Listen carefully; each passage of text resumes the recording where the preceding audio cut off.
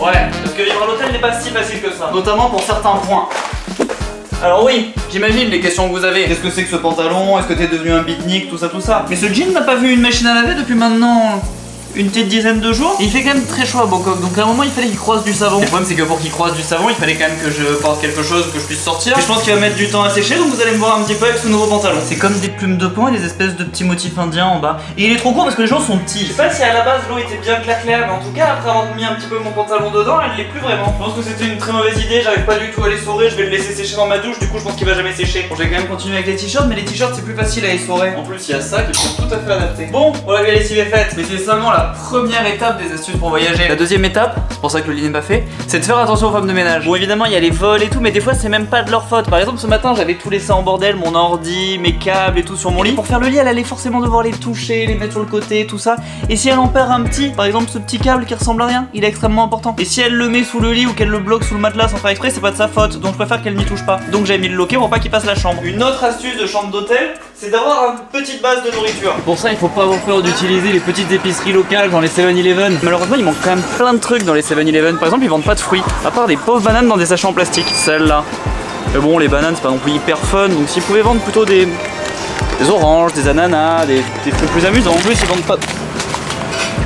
vendent pas de fruits, mais ils vendent des bonbons qui s'empilent comme des Lego. Il y a aussi le modèle Rubik's Cube, ça a l'air hautement toxique tout ça. Parce que par exemple moi je trouve ça très relou de pas avoir de café le matin. Ça veut dire que la première chose qu'il faut faire c'est mettre un t-shirt pour sortir, pour aller en acheter. Non, pas du tout ça que j'ai envie de faire la première chose le matin. Le matin j'ai envie de me lever, de faire un café et de chiller sur Instagram sur mon lit. Donc il faut pas avoir peur d'utiliser les supermarchés pour acheter du lait de soja ou ce que vous voulez comme café. Délicieux. J'avais aussi acheté des glaçons mais j'en ai. Et un autre moment où j'ai pas envie de réfléchir et où j'ai envie d'avoir de la nourriture, c'est le soir tard. C'est pour ça qu'il est très important d'acheter quelques snacks au préalable. Acheter des Fruit Loops, je vais les manger de suite pour voir quel goût ça a, je me souviens plus. En plus c'est toujours un peu amusant d'essayer de cuisiner dans une chambre d'hôtel, on n'a pas du tout ce qu'il faut. Par exemple là je suis en train d'utiliser cette espèce de mug qui était dans la salle de bain. Des céréales, la dernière fois que j'en ai mangé je devais avoir 8. Ah dans mon souvenir les couleurs étaient beaucoup plus vives. Ah mais il est fait avec des couleurs naturelles celui-là. C'est pour ça qu'il était pas fluo comme dans mes souvenirs. Oh, c'est un peu goût de miel pop, c'est plutôt bon. Mais en plus je trouve ça marrant d'utiliser les supermarchés quand on voyage. Déjà on a l'impression de se sentir comme un local, qu'on fait nos courses, qu'on va à l'épicerie, qu'on achète des trucs comme donc c'est amusant. Il y a des trucs qu'on peut pas amener en avion, genre les shampoings, les après-shampoings, la mousse à raser. C'est galère à transporter en avion, il faut acheter des petits trucs, tout ça. Alors qu'on peut très bien les acheter sur place si on veut pas utiliser les shampoings et les après-shampoings d'hôtel qui sont souvent pas terribles en qualité. C'est bien plus pratique et bien plus amusant que d'acheter les espèces de petites fioles en plastique là chez Emma et d'essayer de les remplir à rabord avec son shampoing pour que ça fasse 100 ml.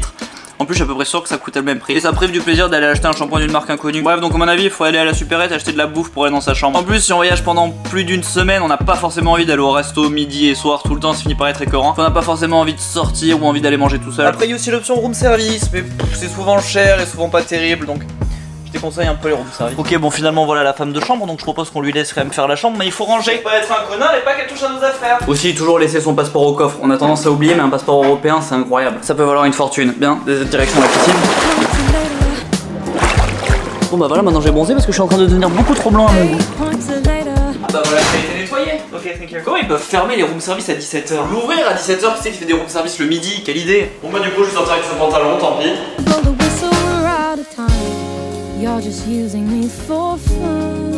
Trouver une friperie qui fait un peu cow-boy. Elle est vachement grande mais il n'y a pas beaucoup de belles pièces. Enfin il n'y a pas de belles pièces même. Allons manger plutôt. Et j'ai pris un pas de taille. On va regarder les gens passer pendant des heures. Et sinon c'était pas un étoilé mais c'était assez bon. Faut que je trouve un métier. Au fait, pense à t'abonner en appuyant sur le bouton ici. T'as 15 secondes, t'as encore largement le temps de le faire. Tu peux aussi regarder cette vidéo qui est ma vidéo préférée. Normalement elle se passe dans le désert mais si c'est plus là c'est-à-dire que la nouvelle est encore mieux. Donc vraiment tu devrais la regarder. Celle-là ça devrait être ta préférée d'après YouTube. Et là tu peux te laisser porter et toutes les regarder d'un coup. Comme ça permet de toutes les regarder d'un coup sans se poser de questions, c'est vraiment pratique. Et voilà c'est à peu près tout. À demain. Bisous. Pas bisous. Ciao ciao. Non pas ciao ciao non plus c'est ringard. Faut que je me trouve un métier.